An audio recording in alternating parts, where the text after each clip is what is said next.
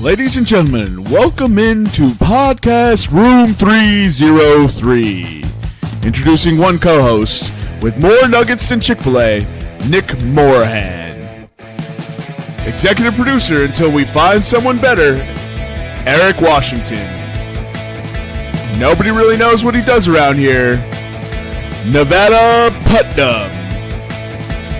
And now, the single greatest thing to happen to hosting in history, Jermaine Antonio Colon Mendez. On with the show.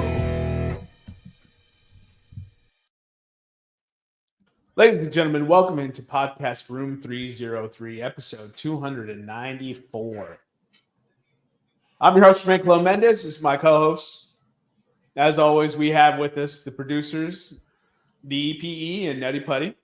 On today's episode, we'll get into head-to-head pop culture pick'em top 5 best jukebox songs. We'll get into a blind 5, and then our main topics will be an NFL championship recap and a look ahead to the NBA All-Star weekend. Not that anyone's really that excited about it anymore. So, episode's a little light in the ass. How are you doing this evening, Nevada? I'm doing pretty good. Trying to recover from the massive Mikko Rantanen trade. Was that a week? I guess it was a week ago now. Currently watching the Canes and the Blackhawks. Jermaine, don't look at it. It's ugly. But Mikko got his first goal with the Canes here tonight. So a little bit sad about that. But hey, that's sports, man. It's a business. Yeah, that's you guys traded a real good player. Trying to figure out what day he was traded on. I'm pretty sure it was Friday of last week. Friday of last week, they waited until everyone went home for the weekend so they couldn't report on it. Yeah, try to do that 5 o'clock news dump. That's shit, Colorado.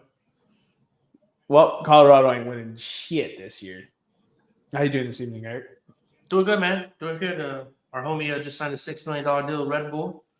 He's the Heisman favorite, odds-on Heisman favorite next year. So happy about that. I know it's a long time before college football gets back, and there's another big football game coming up. But we'll get to that. This dude plays for UNC.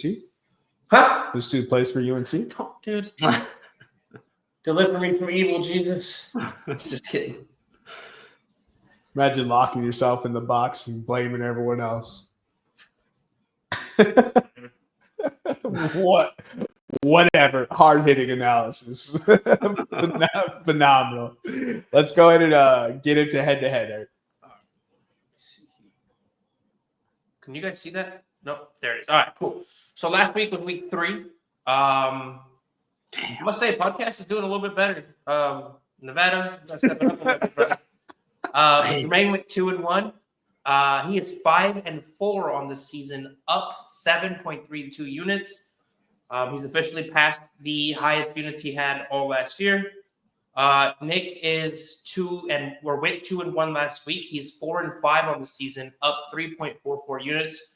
It's the first time Nick has been positive since 2023.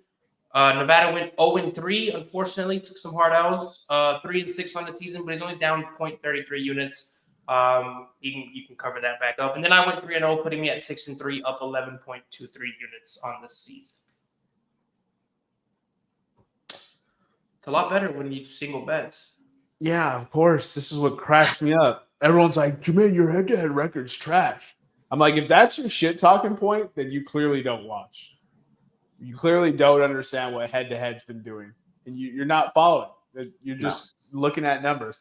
It's like people trying to give their opinion on the game after looking at the box score. It's like, what are we doing? Yeah. Especially those garbage time games. It was pretty close. It was only 8 points. Nah, it wasn't. It really wasn't. Yeah. Bro, that's what everyone's like. The Commanders-Eagles game was a lot closer than the score indicated. I was just like, what the fuck were you watching? Like the one we just had? Yeah. The one where you scored 55? You scored 55. And they didn't score 30? And you set a record that I don't know if you set. Yeah, it's the highest in a championship game. You tied 7 in a championship game since 1940. 7 touchdowns. 7 rushing touchdowns. Hasn't been done since 1940. Before they threw the ball forward. Yeah, before throwing was invented. Dude, I don't think they had a quarterback. I think everyone was running Wildcats. Yeah, so it's like, no, that game wasn't that close. Like, it was closer than you might think. I'm just like, dude, like they were down double digits in the first half. I'm pretty sure. I don't know. They were down 11 with the ball. I was just like, so fucking what? And then what? Yeah, exactly. What happened? And then it was 18, and then it was they fucking doubled the amount of points you scored in a ball game. We had the little brother though. Will Shipley had 4 rush attempts in garbage time. He had 77 yards and a touchdown. That's how good that offensive line is. That's just bonkers. Pretty solid. Pretty solid. Yeah, Jermaine, to your point, at halftime, it was 27-15. Yeah, I don't know when that game was close. I was just like, the start of the first quarter. it was never close. It was never close. The Eagles only scored. They scored double digits every quarter except for the third quarter, where they got outscored 8-7. Dude, what? Like, I don't know what game. I feel like I'm always watching a different game than most people. It's fucking bonkers. Saw a 5-minute video today of the Bills getting bad spots by the referees. There was like 3 instances of them stepping out of bounds as they crossed the first down, and the refs moved the ball back a yard and said they didn't get it. And on one of them, he got 11 yards. They needed 10.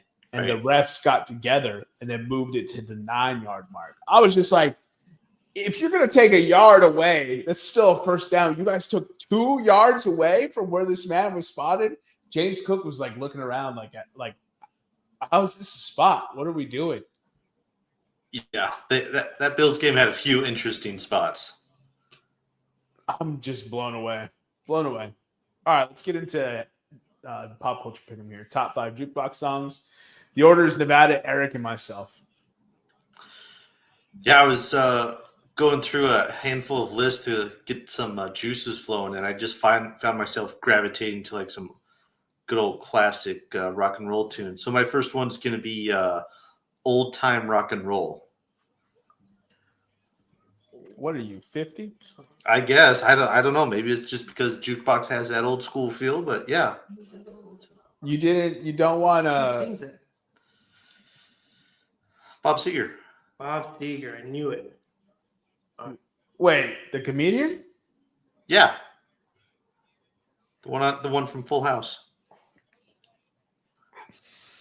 Him and Eric, you were so slow on the uptake on that one. It's wild, dude. Well, because I was like, Bob Seger, like this, and then it all came together. Anyway, I'm gonna go with "Don't Stop Believing."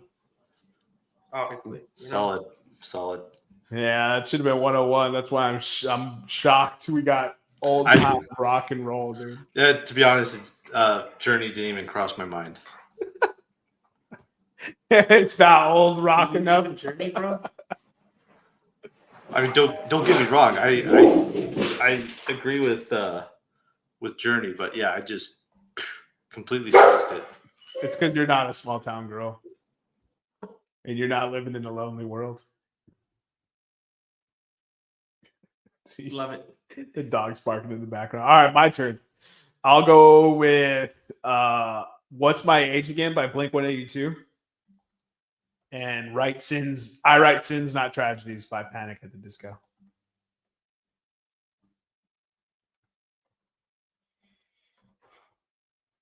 Sins, not tragedies. Panic at the Disco! Exclamation. It's so funny to just see it. Is that Nathan McKinnon? In the back? Nevada's background? Yeah. It's funny because when he's sitting there, his arms look like it's wings.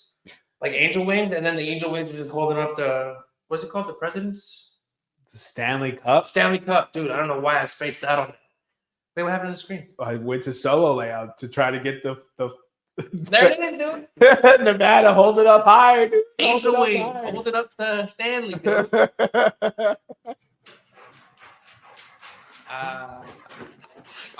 All right. So you gave us your 2. I guess I will go with Sweet Home Alabama. Boys. Damn. We got the oldest. Oh, you stopped sharing the list, dude. What the heck just happened? Come on, man. Learn how to use computers. Dude, I didn't click it. It's fine, I'm clicked fine. Stop sharing, dude. It's fine. You clicked it. What do you want from me? Don't get mad at fine. us. He clicks it, gets mad at us. All right, dude. All right, man. Leonard Skinner. No, that's a good choice. But Nevada, who you got? any songs when you guys were born?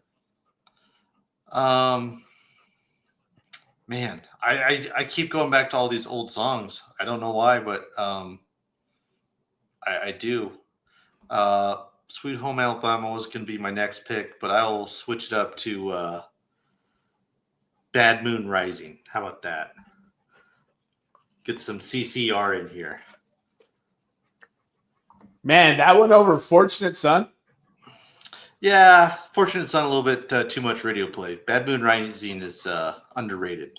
It's just underground enough for the. It's just underground enough, yeah. Because when you're playing stuff on the jukebox, you don't need to hear the radio. That's what the radio's for. Dude, when's the last time? Oh, you listened to the radio. Never mind. Don't. Yeah, Dude, I keep listen to it at work. Yeah, I don't listen to any radio. I listen to Apple Music Radio, and that's one station out. Yeah, that's fair. They're exclusively on Apple Music. All right, what's your next one, Nevada? I'm gonna go with "Bad to the Bone," George Thorogood. The Supreme Court Justice? Yeah, he moonlighted as a touring artist as well, and broke a lot of barriers. This is a real jack of all trades list you got going. It really is. I heard CCR. CCR was part of that. What was that drink? The dude skateboarding. He's drinking the grapefruit juice. Oh yeah, the what's the brand?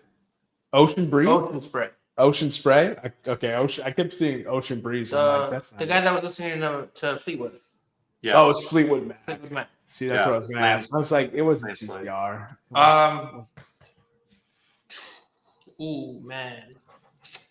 I think I'm gonna rock with.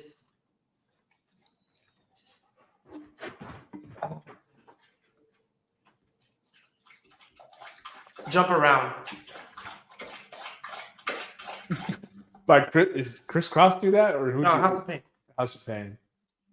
It's just I don't know if everybody will sing it, but everybody gets up, hyped, and dancing. So everybody will jump around. Everybody jumps around, dude. All you gotta do is listen. Song tells you what to do. All right, I'm going "Fly Like a Bird," Nelly Furtado. Fly like a bird. Not Furtado. Furtado. Nelly Furtado. Furtado, yeah. And then I'm going "Who Let the Dogs Out." Baha Man. Baha Man. Are they still around? No, dude, they've been taken to the sock. What's the man? I can't remember anything today. The Gulag? Nah, dude. Oh. Nobody plays Call of Duty. I'm gonna go with. Man, I have so many songs on my list. I don't know what to pick. I'm gonna go with "September" by Earth, Wind, and Fire. Solid choice.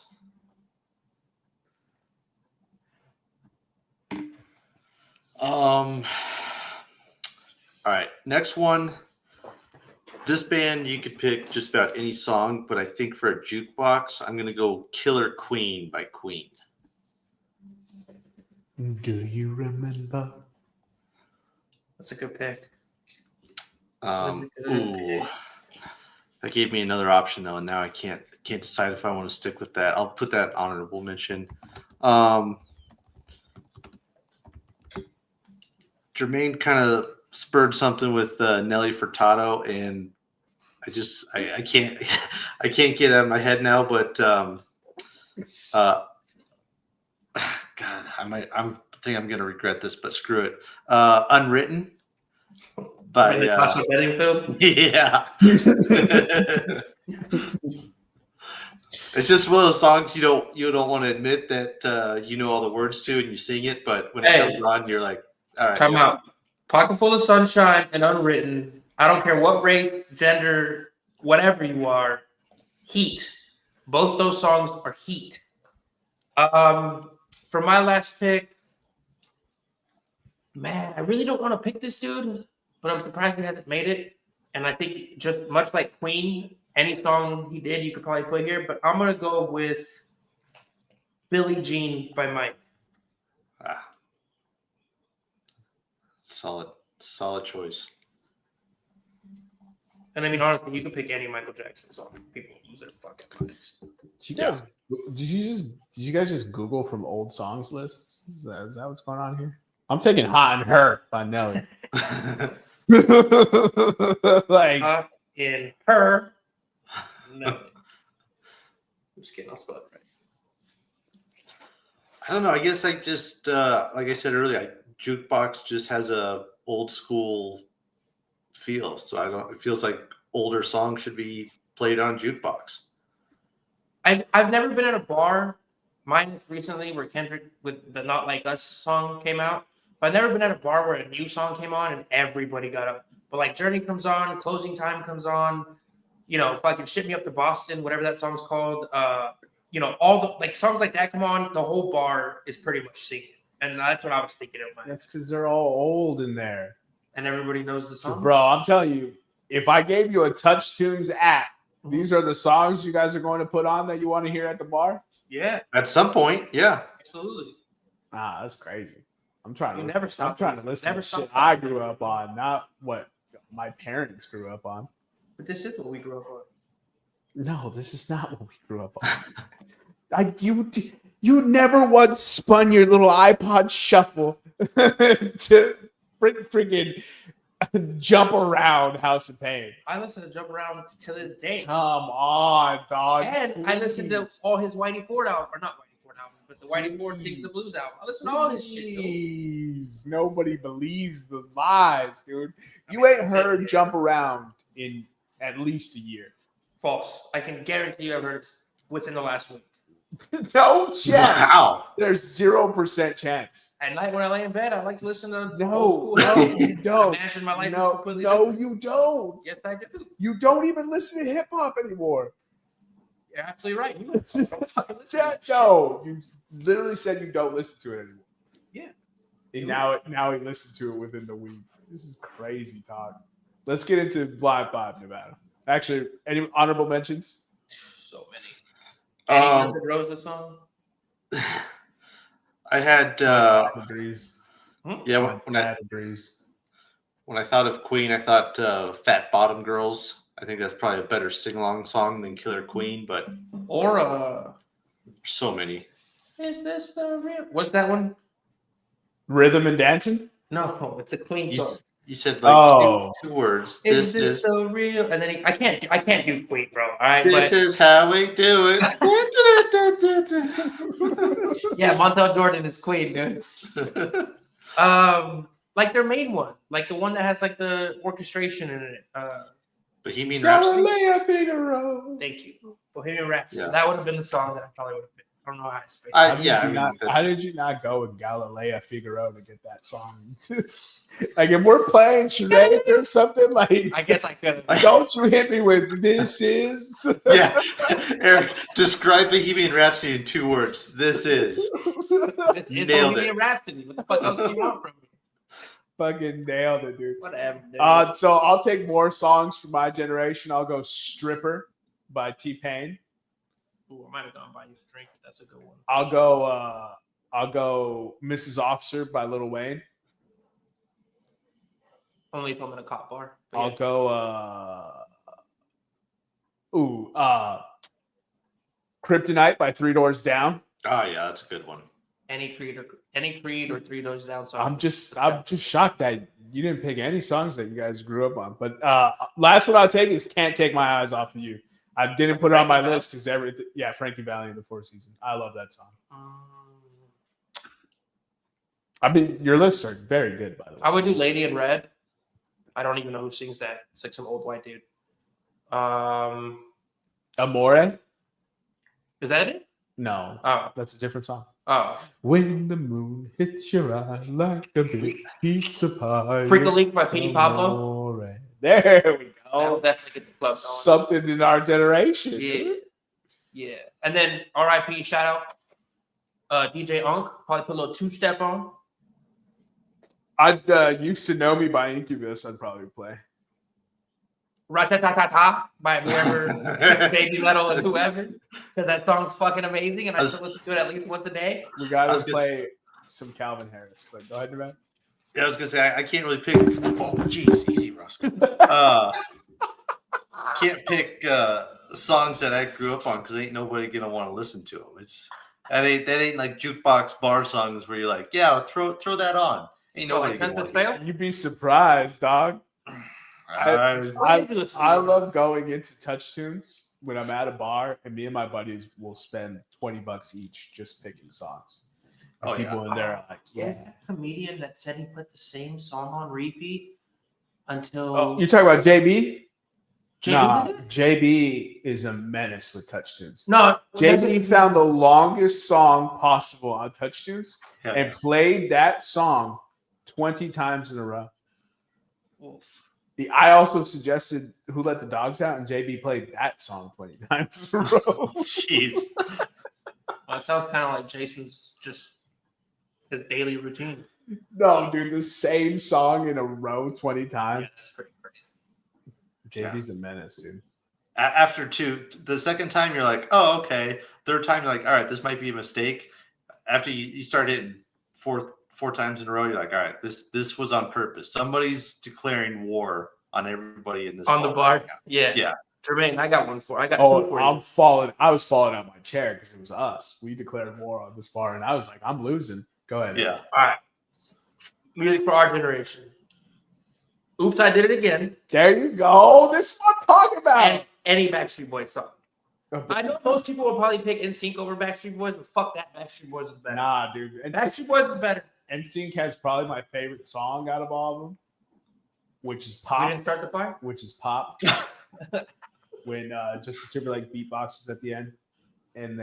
But Backstreet Boys had the better catalog. Dude, I want it that way, dude. They had the better catalog. Facts. And better dance moves. Ooh, that's a bold. It's the reason why they lost. Hey. Because they couldn't cut a rug quite like them Sync Boys. So they do the Backstreet Boys and This Is the End. Which one do they do in Deadpool? Is it NSYNC or it's Backstreet Boys? No, it's NSYNC. Bye. Bye. There you go. Yeah, I'm just trying to remember. Yeah, okay.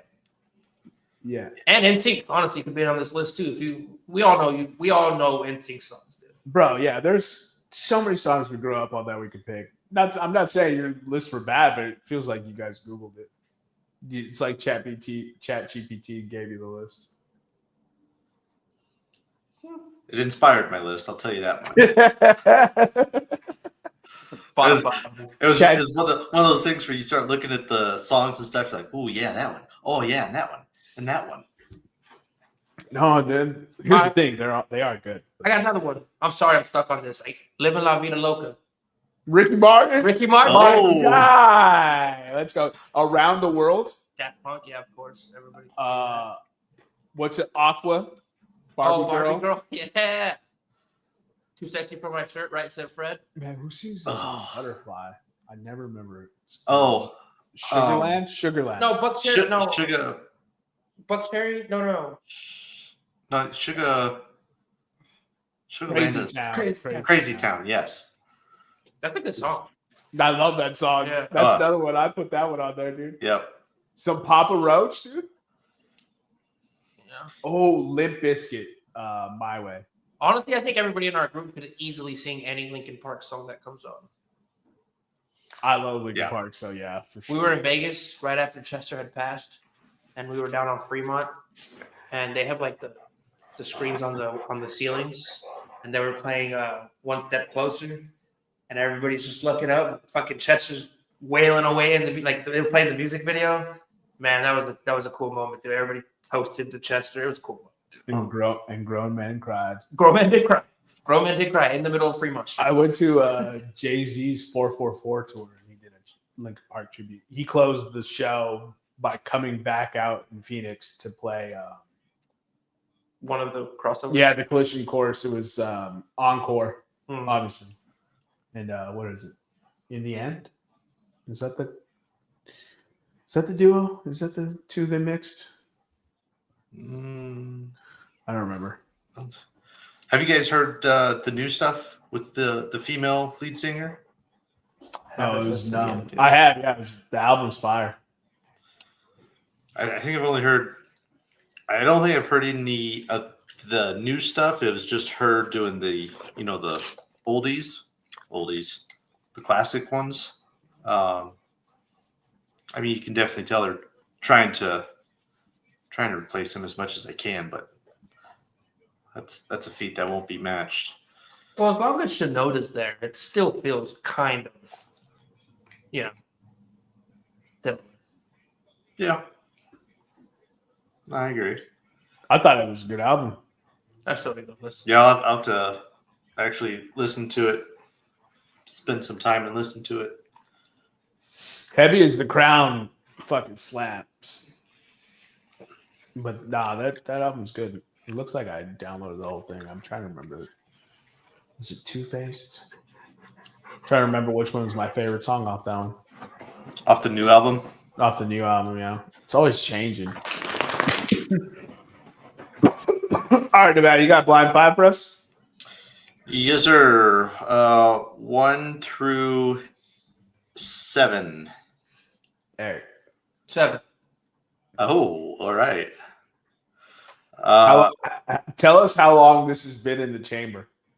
How long? I actually just added this one right. last week or something. All right. So your first up is going to be Hingle McCringleberry. What? You made up football names? Hingle McCringleberry. I mean, I don't dislike it. Is this fruit related? What number, Eric? Well, it's a great skit. It's a great fucking skit. So 3. Hit the heavy hedge. Heavy head.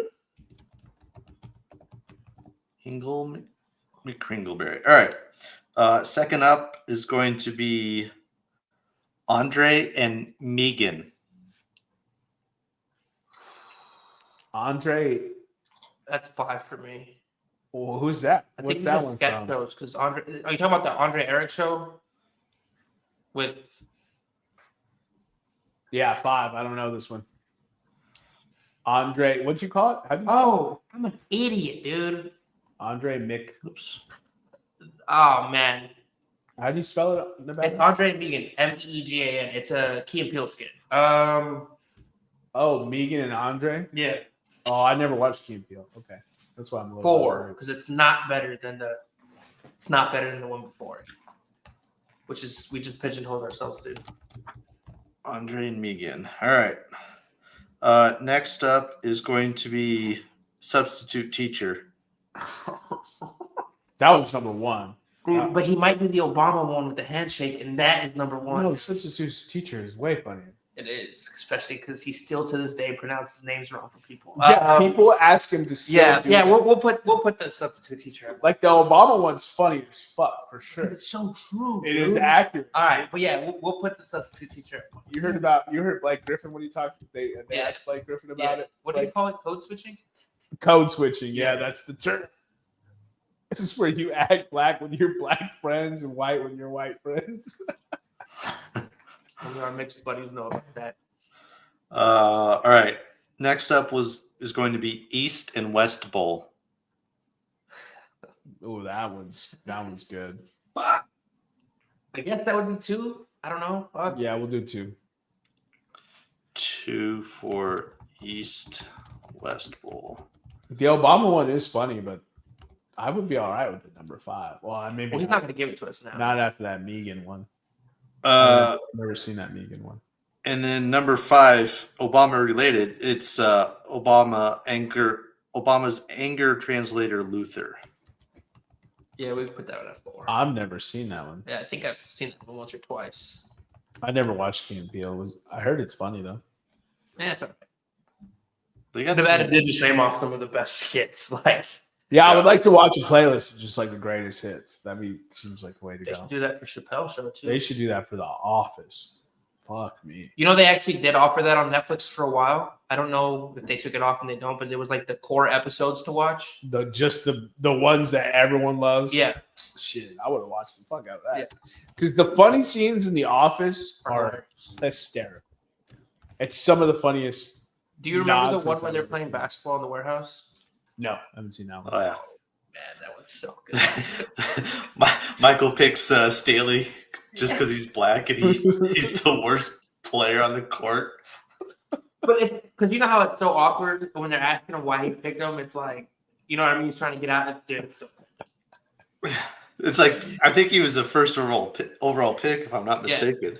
He's like, Stanley. He's like, no. My favorite one, obviously, I haven't seen them all, but my favorite one is the Matrix when they offer Dwight the red or blue pill. Oh yeah, Asian Jim is a classic. Asian Jim's hysterical. I wish that could happen in real. I wish I knew somebody who could really get tricked by that. Like, I don't know anybody who would fall for it. You know what I mean? Man, yeah, it's tough. Oh, I'm assuming we got the category right? Key and Peele sketches. Yeah, you guys were. Yeah, it got pretty obvious, but yeah, like you said, Eric, some of the probably the most popular skits. I also had on there. I said bitch, and then the racist zombies. I don't think I saw that. You didn't see that one? I don't think I saw that one. It starts off with Peel like trying to survive like a zombie apocalypse in a suburban neighborhood, and they're like coming towards him and stuff like that, or he's walking by and they just like, "Arr!" And then they see him and like turn away like, and start running away from him. He's like, these motherfuckers are racist. They're dead and they're still racist. I need to go see that. That's hilarious. I haven't seen that. Man, I haven't really seen a lot of Key and Peele though. I think for our generation, a lot of people were salty about how Chappelle ended, and then they just kind of like swooped right in and like did the exact same recipe as him and more bits. So it's still quality. Like they still did good shit, and they're funny. And which one is it that went off to be a good writer? Gordon?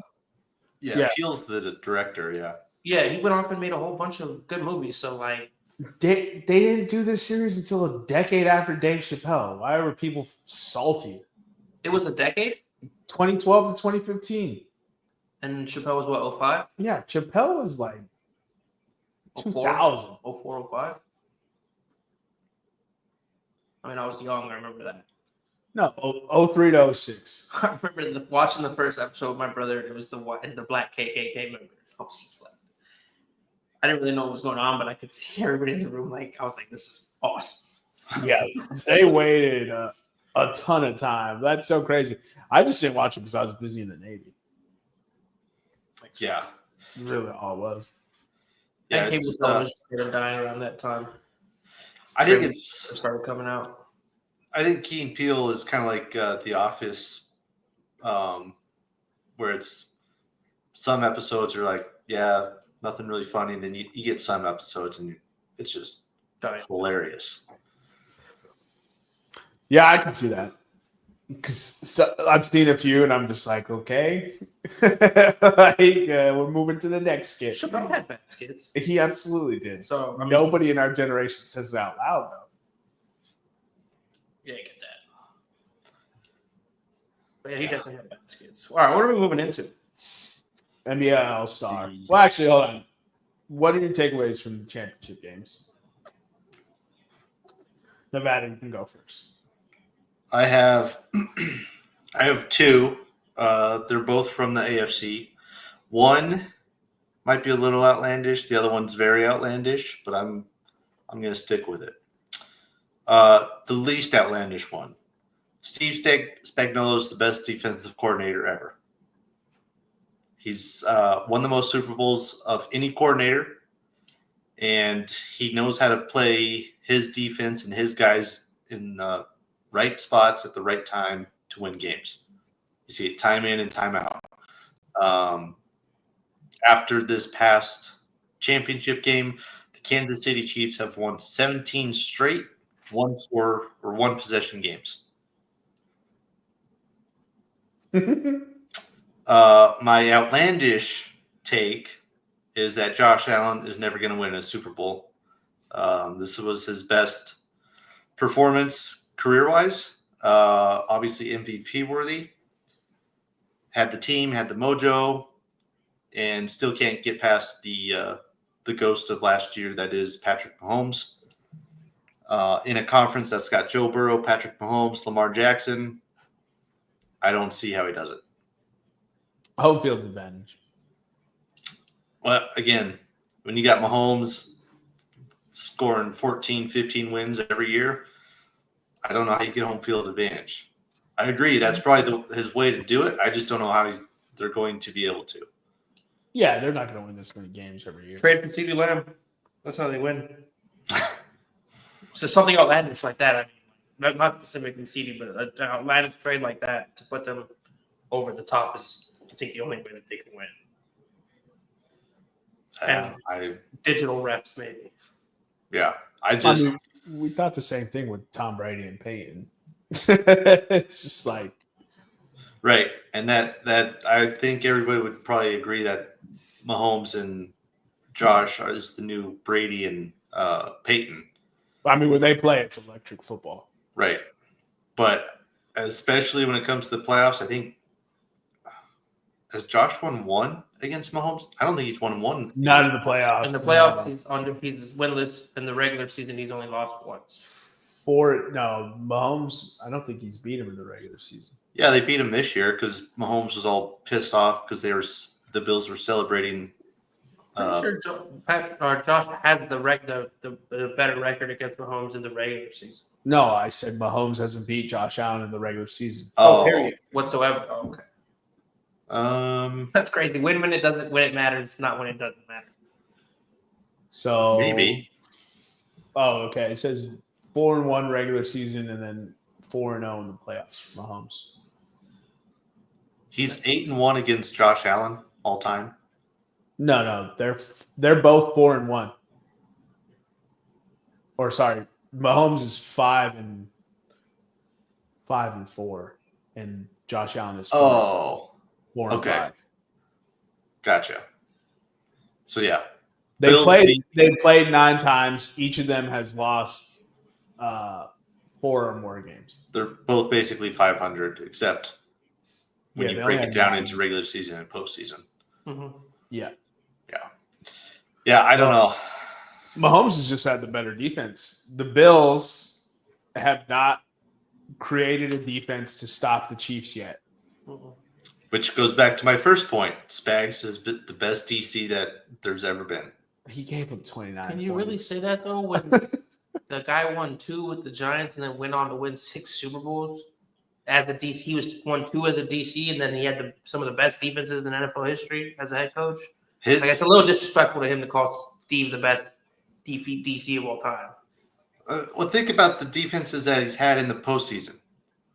New York Giants against the Patriots. You're not going to tell me those defenses came in clutch when it mattered. We have the Chiefs dynasty right now. Those defenses come up clutch when it matters. Yeah, they're not the 2000 Ravens world beaters. Yeah, but they play just enough to win every time. They know exactly what to do. Again, he dials up the right stuff. I mean, look at the last drive, how many blitzes he drew up. Yeah. And he gets them in the right positions. He definitely doesn't coach them out of the game. No, he does not. His coaching does not cost the team games. Yeah, I agree with that 100%. Yeah. It doesn't matter when you throw it. It doesn't matter if they lose Jarius Sneed or whatever fuckhead before Jarius Sneed that left. Like, they just next man up. We're gonna do the same thing we did last year. I still give Bill Belichick the nod as DC, but yeah, I'm not arguing Steve Spags. Yeah. No disrespect to Steve's. Like, he's probably 2 or 3. But... And this is just a takeaway from the weekend. Eric, what do you take away? Run, Philly, run. That's the recipe. I swear to God, if we get to the Super Bowl and we don't have more than 40 rushing attempts, I'm going to lose my mind. You go like a reverse Ohio State. Yeah. He's going to lose his mind regardless. Look, man, I know there's been a lot of talk and a lot of people can't stand him because of his bravado and his ego and just the way he comes across, kind of really Italian. But fuck each and every person that hates on Nick Sirianni, including Eagles fans who are screaming for his head. The man's been to the postseason every year as a head coach, right? He's good with the team, good with the community, locker room coach, the players coach. They love him. They found a system that works. They took away all play calling abilities and they just let him run the show, and it's working. So I hope they extend him. I hope everybody gets extended on this roster, and I hope we're the next dynasty.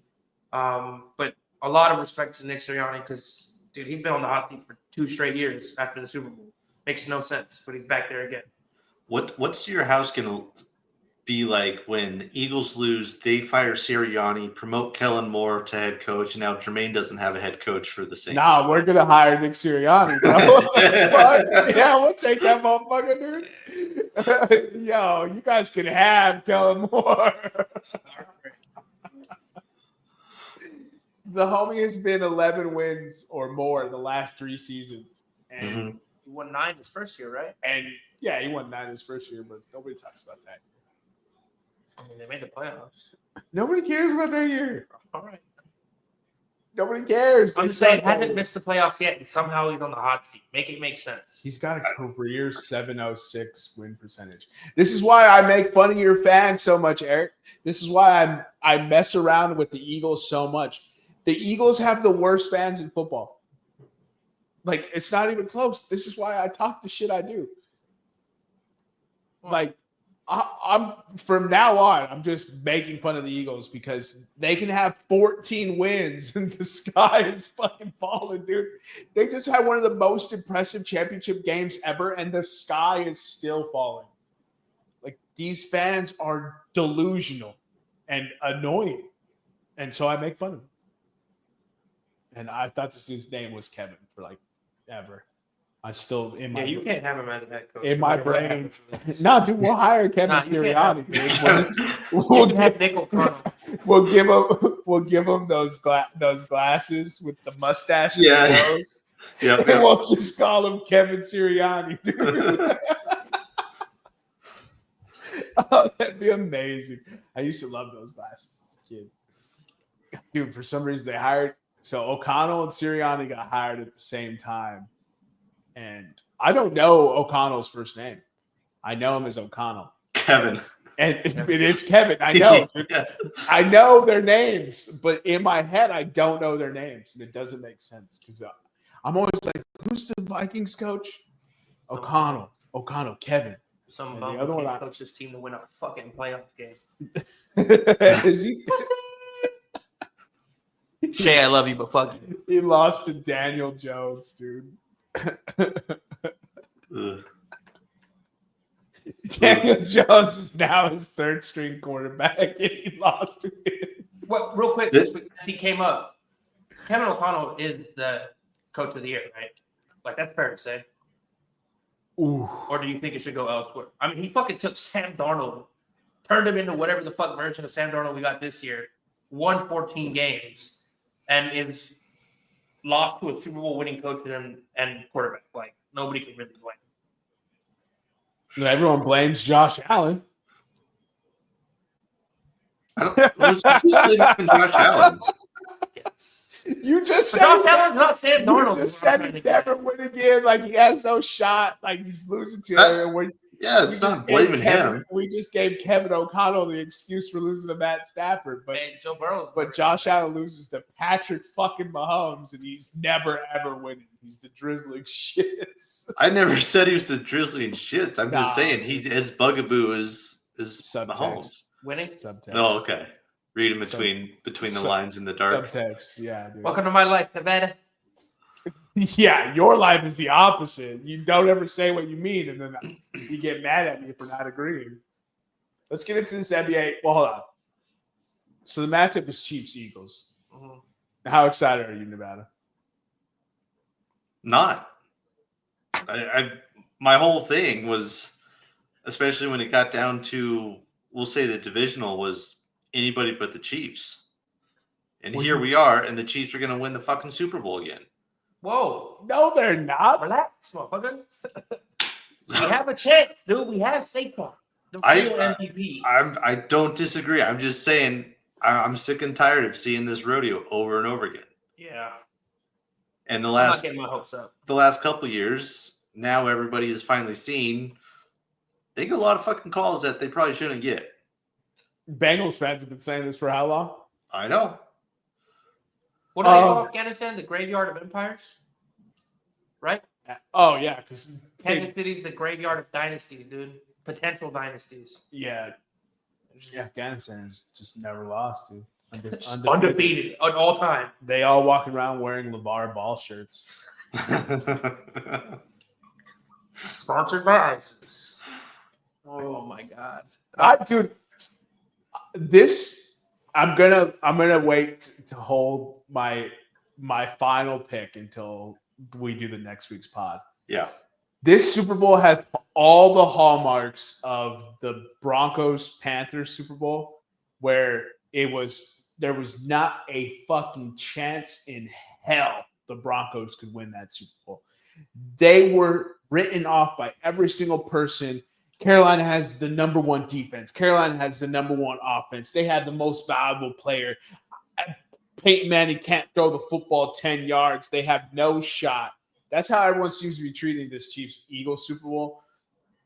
I just don't know if I agree in the slightest. The Eagles have an amazing chance, and everyone needs to get more excited for this goddamn fucking game.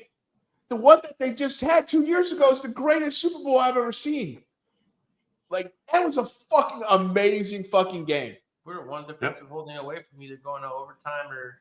At 38-35, defenses were making big plays. Offenses were putting up points. Like, that was a fucking banger of a Super Bowl.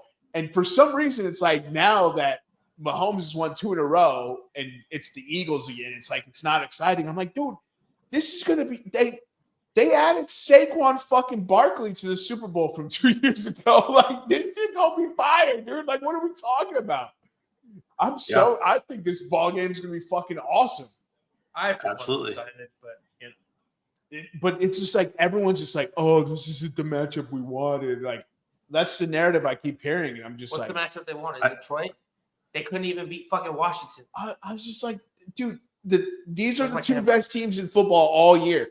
They've been the two best teams in football all fucking year.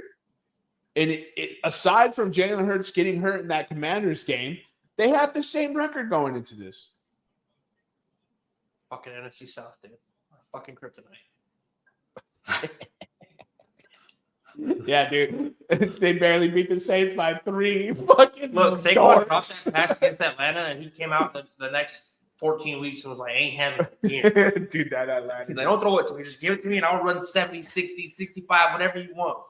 That Atlanta game, and then the Devonta Smith drop. Oh, my God, bro. I was just like 2 drops away from having 1 loss, bro. You know what I mean? Like, dude, these are the 2 best teams in football. This is what you want. And the Commanders were cheating that game all game. You want dude, come off it.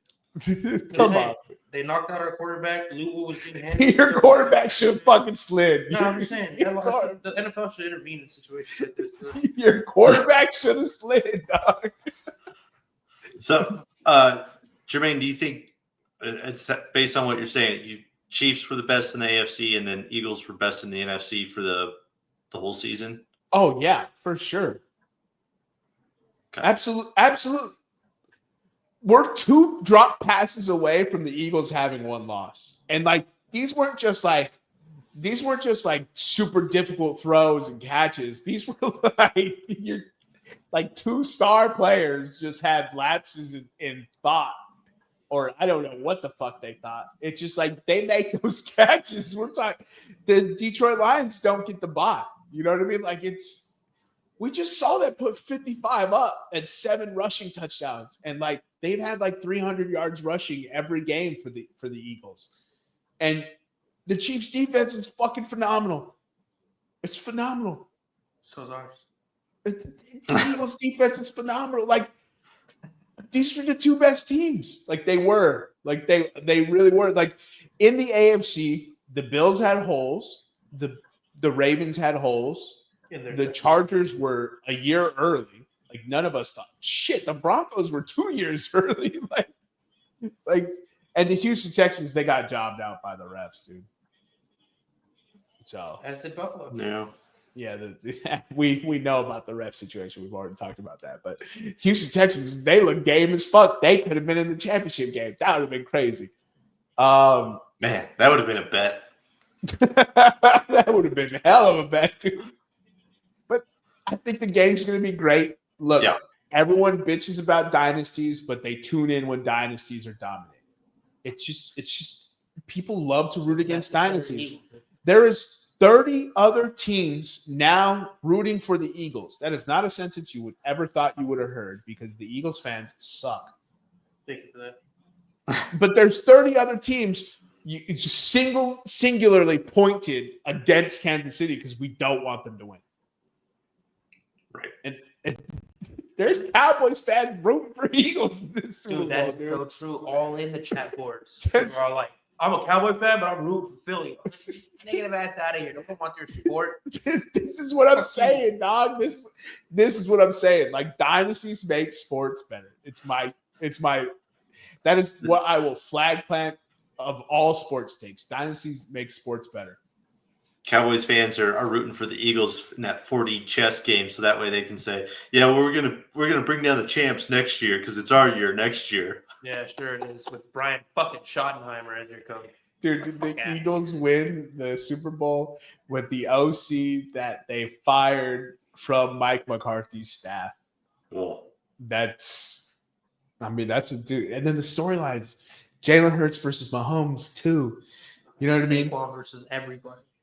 Like Saquon last year saying he needs to get back to the postseason, and now he's playing in the Super Bowl. Like, hold on, he's 30 yards away from breaking Dickerson's all yards in the whole season, including playoffs, right? Or not, sorry, Terrell Davis's yards in the whole season, if I'm not mistaken.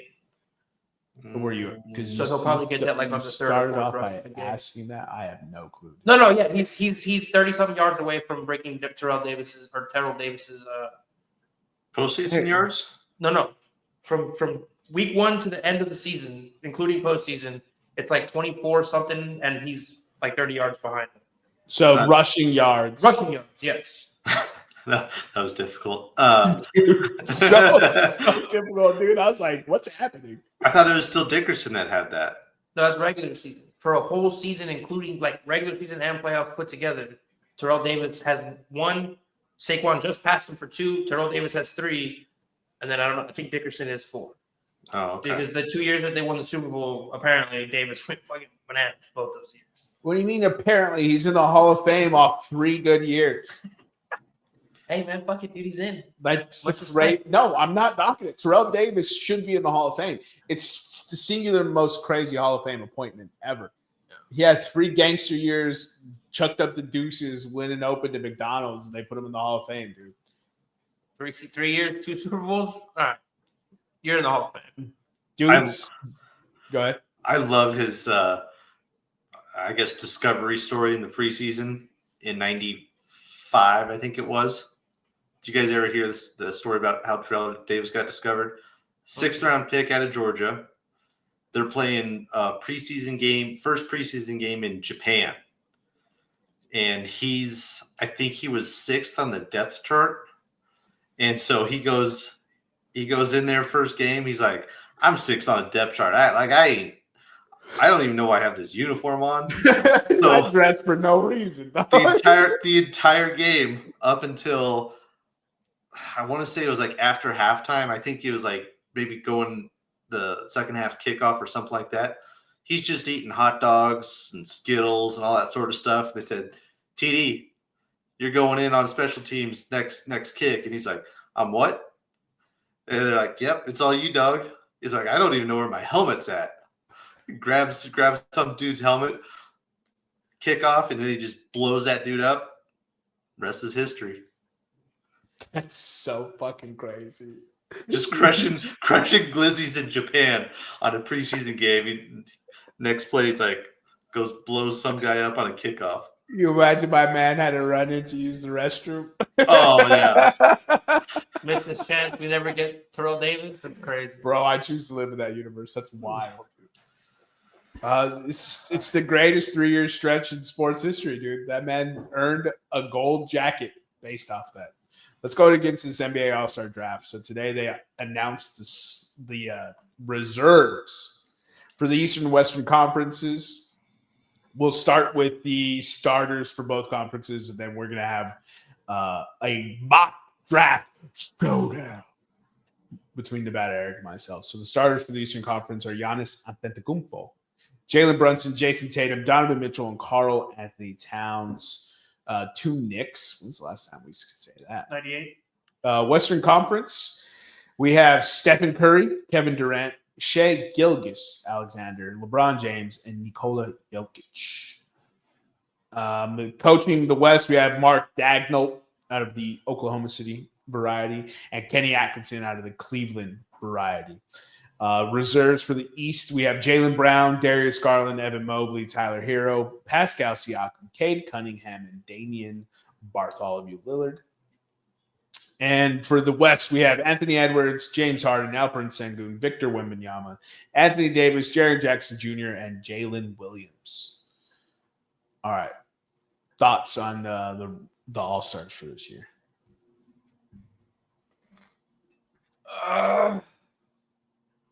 Man, I haven't watched enough hoops to actually have a legitimate angry opinion. But I do feel that from what I've been reading and from what I've seen and the limited stuff I've seen, I think LaMelo should have been a reserve. Yeah, I don't really have much. It's been a rough year for the Sixers, so it's been a rough year for my fandom. LaMelo, yeah, maybe he could have made it. Jesus, 33% from 3. It's horrendous. Yeah, I don't know if he's gonna make it with that. No, he has 28, 5, and 7. No, he's balling. He's balling. Nah. It's just there's only 24 people that get selected, so 6 not starters, but 6 first-time All-Stars this year. Cade Cunningham, Evan Mobley, Tyler Hero, Alperen Sengun, Victor Wembanyama, and Jalen Williams. the first of many for a couple of those cats. Bro, it's legit. The changing of the guard seems to happen so subtle, but it always seems to slap me in the face. LeBron's basically done. KD's done. Steph's done. That documentary, the Gold on Court Netflix documentary for the USA gold medal, is gonna be huge because it's the end of that era of the NBA. It's basically kind of what it was, and we didn't even realize it. And now we're just seeing it. It's crazy. Nevada, any thoughts? Nothing too crazy. Looking at the starters, doesn't really surprise me. When you said Tyler Hero is his first All-Star game, I was kind of surprised. I figured he would have been in at least 1 or 2 beforehand, but I guess that's what you get when you're the 6th man. Sometimes it's hard to get to the All-Star game, but a couple of those guys on the West, particularly, you're going to have to help me with this name, Alperen Sengun. Mm-hmm. Man, got me. I can't say I've seen a single minute of him playing. He's amazing. He's a hooper, dude. I've been high on this kid for a minute out of Turkey, and he's like the Domantas Sabonis. Although that dude has a legitimate gripe. He's second in the league in 3-point percentage. Mm-hmm. He's played 42 games. Would you like to guess how many double-doubles he's had? 42. Nevada? Yeah, for that guy, I would say probably, 40, 42, something like that. So he has 41. One game he didn't get a double. One game out there, he was fucking off and didn't get a double. That's insane. Dude's so fucking good at basketball. What was Kevin Love's record? Did he actually get the record, or does that still belong to Kareem? For most of the season? Yeah, most consecutive double-doubles, I think it was. He was at 33 at one point or something like that. Most consecutive double-doubles NBA. Not the in and out kind. 227 straight double doubles. Kareem? No. Will Chamberlain, dog. Chamberlain, of course. 227. Jesus, dude, that's like 4 NBA seasons. That's an insane No, amount. it's not. It's like 3 NBA seasons. It's an insane amount of double doubles.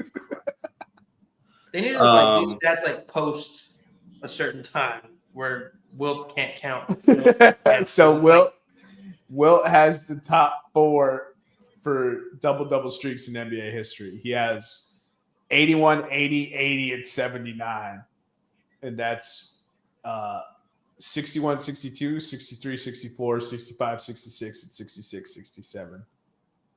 And then Walt Bellamy has 79, and Wilt Chamberlain has 79 again. That's insane, dude. So Domantas Sabonis this year is at 53. Well, from last year to this year is at 53, and he tied Kevin Love from 2010 to 2011.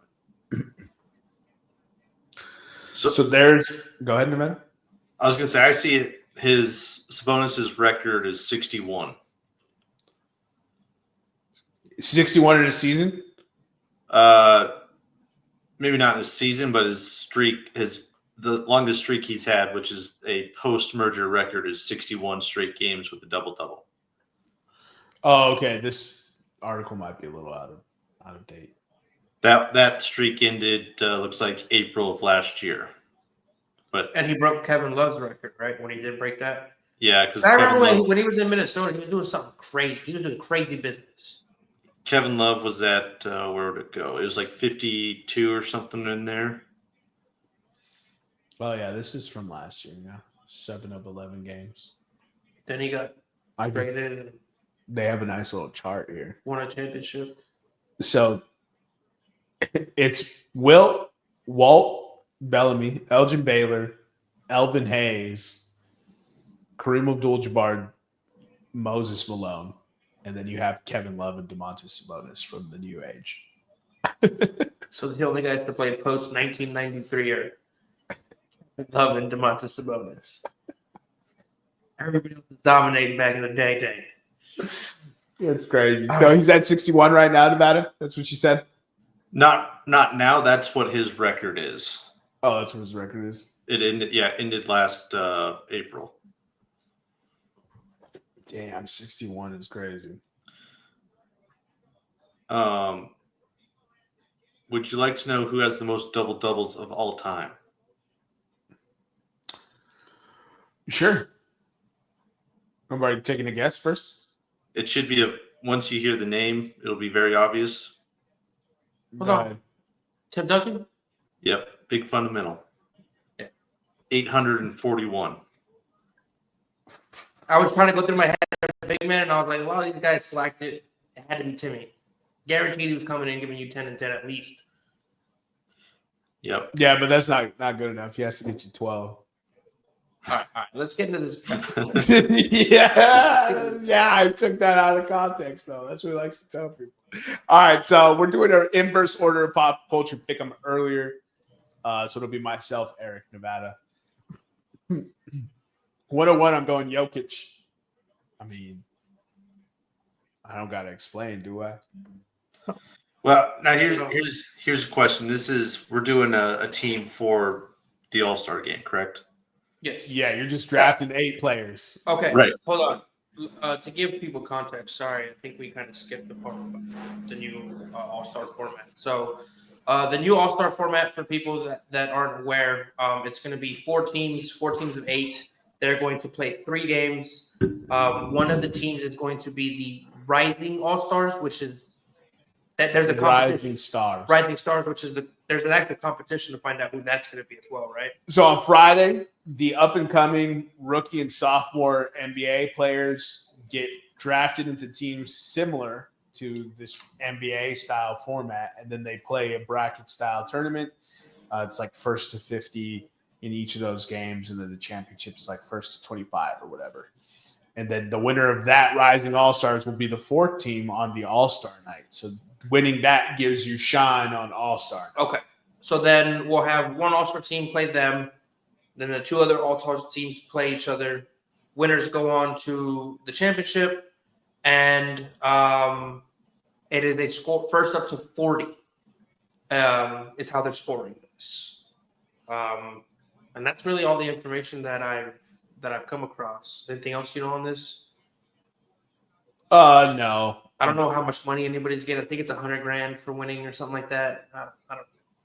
I don't know. I don't think there's any money. That's one of the reasons they don't take it seriously. Oh yeah, that makes sense.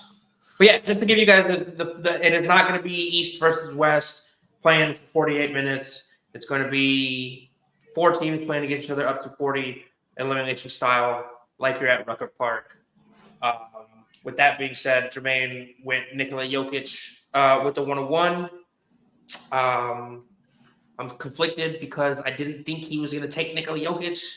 So I am going to go with, if we're playing, I got to go with KD, man. Why would I not take Nikola Jokic? Because I honest to God thought you were going to go with the bucket getter himself, Kevin Durant. Dude, that's honestly what I thought was going to happen. So I'm going to go Kevin Durant. No, I'll take 29.7, 10.1, and 12.9. I'll take the guy who can score 1,000 different ways.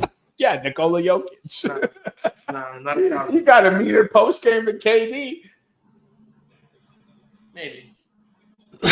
What? I'm just kidding, dude. All right, let's go. You trying to run from that one. You see that real quick? Are we doing snake or? Nah, linear, dog. Yeah, snake. No matter. Go up back to back. Why do I get punished? You're not getting punished. Yeah, I am. Oh my God. I only get one of the top 5 Not picks. punished in the PCP, dog. No matter what you got, brother. So I'm gonna go a little bit different because it is all-star games and it's all offensive based. That's why I'm a little concerned about the Jokic pick because he doesn't really care about the all-star game. I'm gonna go with Ant. Ooh. Great pick. I don't know. It kind of seems like his style of tournament where give me the ball, feed me. I'll take this team. We'll score some points. I'll get us to 40 ASAP. Yeah. All right. So the 103 was Anthony Edwards and the 201. Oh, we are doing snake. All right. I'm going to match that with man. I guess I can't really go wrong. Watch me. No, me do they're this. all At this point, you all-stars. cannot go wrong. They're all all-stars. Maybe a little bit further down the line. I'll go with Brunson. I love watching him play. He's a dog, man. He's a dirty, dirty dog. Yeah, I watched him the other night. He's just, I don't know, this guy, for me at least, easy to root for. I just love watching him play. He's a likable James Harden. Yeah. Really? They play the same. He sticks his elbow out all the time to get free throws. Yeah, tell me about it. All right. This is tough, dude. So many good options. So many good options. Look, there's one thing you got to do to win this game, and that's score. And there's one guy on this list that's going to do everything he can to stop you from scoring. And he's 7 foot fucking 7. So I'm going to go with Victor Wemby, dude. Yeah. Man, we're taking bench players before stars. It's not. This is crazy. It is. But whatever. Yeah, I guess I'll double tap Steph Curry and Shai Gilgeous-Alexander for my backcourt. Yeah. I'm just going to put SGA. I'm not trying to spell this. Nah, dude, spell it out. All right. Seeing as how SGA didn't come back to me, which I figured wouldn't happen, I'm going to keep the trend going here. It's going to be hard to get a bucket on us, so I'm going to go with Giannis. Yeah, it's gonna be hard to score a bucket. We have the all-time bucket getter right there, Kevin Durant. We're good. Ante. Sound it out, big guy. To Kumpo. Is that an M and NPO? There we go. All right. You're doing great, buddy. So he won't spell out SGA, but he's gonna make us sit through that. Yeah. Why didn't you just put Giannis? Because I've been putting everybody else's name. Minus SGA. But SGA, you didn't do it. Because he's SGA, dude. He's Giannis. Nah, he's Giannis Antetokounmpo, dude. Nobody said that. All right, dude, let's move on. Nevada, what do you got picks here? I'm gonna go with. I'll go with. Man, I'll go with the Bron. I mean, See- they did score 40 points, 40,000 points. So. Bron Senior. Just to make that clear. And then, man, Cat or I'll go with Anthony Davis. Why not? We'll keep them together. The Laker double stack, dude. Yeah, why not? Dangerous territory, dude. All right. Oops. You know LeBron wants to win it though. Yeah, he's probably the only guy that wants to win that game. Gotta raise that banner. Not anymore. You seen his effort? All right. Let's see here. Look, I've been going really heavy on the big and then making sure you can't score on us. And I was thinking about switching that up here, but I'm gonna go with Evan Mobley.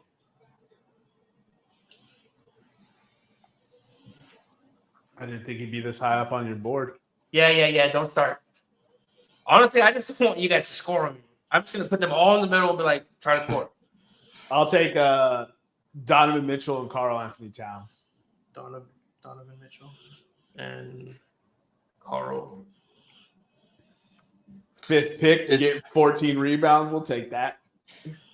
It's I'm kind of like battling with myself. Like, how much stock do I put into is defense actually going to be played? No, because I don't That's me expect coaching it. it is. They're gonna be doing suicide. there's They don't no play defense being played in this. And then for my next pick, I'm gonna go with the best player on his team, Jaylen Brown. Brown Ooh. before Tatum is bonkers. Okay. Yeah, it's wild. He's not the best player. He is. He He's can't. the reason they won a championship. He can't dribble. I don't need him to dribble with this other squad. He's not the reason. All right, go ahead next. Yeah, I was hoping to get Tatum, and I'll take him. I'll take him here. Wow, poor you, dog. Yeah. Let's see. Tatum, let's see who else is available left. And then I'll go with where'd he go? I'll go with Cade Cunningham. Nah, Bitch. excellent pick, dude. I didn't think anyone would take Cade, bro. What are we doing? Cade Cunningham. All right. And I am gonna need a little bit of offense, so I'm gonna go with James Harden. What do you mean you're gonna need offense? It's first to 40, bud. Of course you need offense. Yeah, but I got Kevin Durant with 35 of those already, so we're good. I'll take my boy Alperen Sengun. And then, yeah, dude, give me Damian Lillard, dude. Former NBA All-Star MVP, dude. Why not? So you have 1, 2, 3, 4, 5, 6, 7. Let me think here, boys. I'll take whoever's left. Let me think here. How bold of you. I ain't even worried about my eighth. Dog. I am gonna need a facilitator at a rock. Oh no, I got James Harden. Fuck it. I'm gonna go with Jaren Jackson Jr.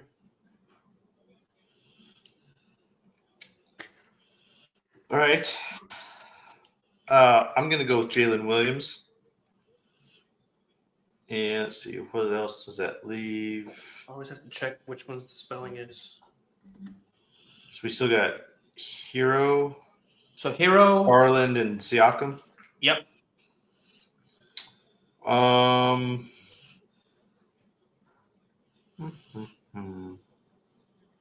Give me Darius. Garland, excellent choice.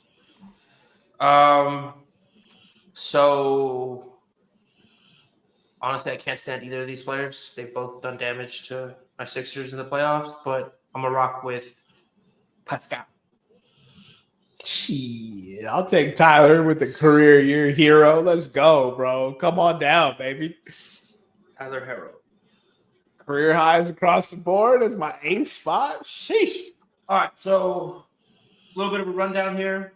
Just picking from the pool of reserves and starters. Jermaine had the first pick. We did a snake draft. He went Nikola Jokic, Steph Curry, Shai Gilgeous-Alexander, Donovan Mitchell, Karl Anthony Towns, Alperen Sengun, Damian Lillard, and Tyler Hero. I went Kevin Durant, Victor Wembanyama, Giannis Antetokounmpo, Evan Mobley, Jaylen Brown, James Harden, Jaren Jackson, and Pascal Siakam. Nevada has Anthony Edwards, Jalen Brunson, LeBron James, Anthony Davis, Jason Tatum, Cade Cunningham, Jalen Williams, and Darius Garland. My team is smoking, y'all.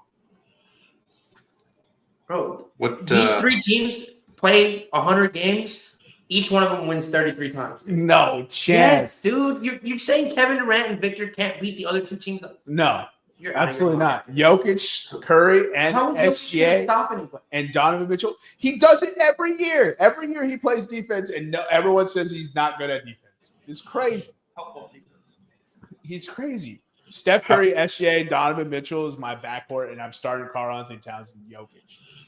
Yeah, that's a great team. Also, 2 other great teams on the list. Nobody's stopping that team. Yes. No. How are we built to stop that team? How are we going to score these teams, guys? Just go off points, or I'm just going to go. Who has the most starters? A point. What? Who has the most starters? I think you do. Of course I do. I'm not crazy. No, I'm not talking about scoring. No, you have way more. Never mind. I'm not talking about scoring. Yes, I'm saying I was going to do 1 point per point, maybe 2 for assists, 2 for rebounds, 3 for steals, 3 for blocks. I wasn't doing all that. I know damn well. The points system in my favor. Damn well you ain't doing all that. All right, well, I didn't say you were going to do it. I said I was going to do it, but I guess not. Never mind.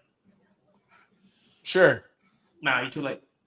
Let's see. Let's see if you're doing it. Like, we ain't gonna remember this.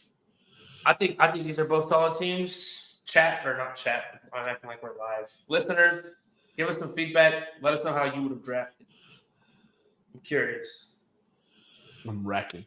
Just wrecking. How are you going to get anywhere near the rim against one team? Wrecking. I don't need to. I have Steph Curry, Damian Lillard, Tyler Hero, Donovan Mitchell, and Karl Anthony Towns. I don't need to get to the rim. So you're just going to live and die by the 3. With the greatest big man shooter of all time and the 2 greatest 3-point shooters of all time. And Donovan Mitchell has scored 70 in a game, and SGA has 2 50-point games in the last 3 weeks. Yeah. No, you ain't been watching hoops, but then I got Jokic and Sengun passing the rock. Yeah. Well, I have Kevin Durant. Fulcrums. Game over. He's not going to do anything. Game over. We're going to clamp him up with Karl Anthony Towns. You ain't okay. Take that motherfucker to school, take his lunch, and bang his mama. Get the fuck out of here. And you ain't been watching Knicks versus Suns games this year. I haven't. I don't tune in. My team's fucking got 16 wins on the season. You have 19. See? I'm not even keeping up. 19 and 27. Just terrible. I just hope everybody has fun. I did see the NBA hopes that, dude. Yeah. I did see a wild stat. I didn't realize it was this bad, but in Embiid's career, he's been, I won't say available. His career, he's had 866 games, and he has dressed for 466 of those games. I didn't realize it was that bad. Well, he's missed whole seasons consecutively, so. But we're still talking about this useless piece of shit. Come on. $50 million to sit on a bench and eat fucking French fries. I'm done with this kid, dude.